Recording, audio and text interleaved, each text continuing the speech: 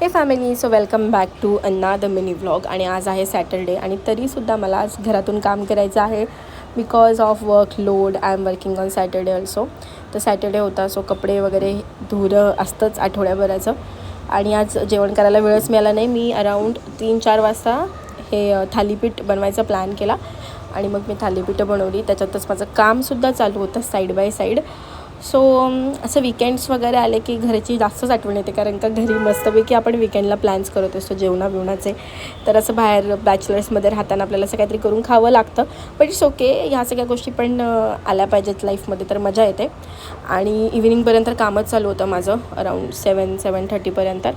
आणि than me मस्तपैकी एक चहा घेतला. चहा मॅन्डेटरी आहे. मस्त दिवसाभराचा सगळा ताण निघून जातो चहामुळे. आणि इथं माझा कप फुटला आज माझ्या हातातून, सो मला न्यू कपसुद्धा घ्यायचा आहे. तर थोडेसे मी स्नॅक्स खाल्ले आणि मग रात्री चालायला गेलं असताना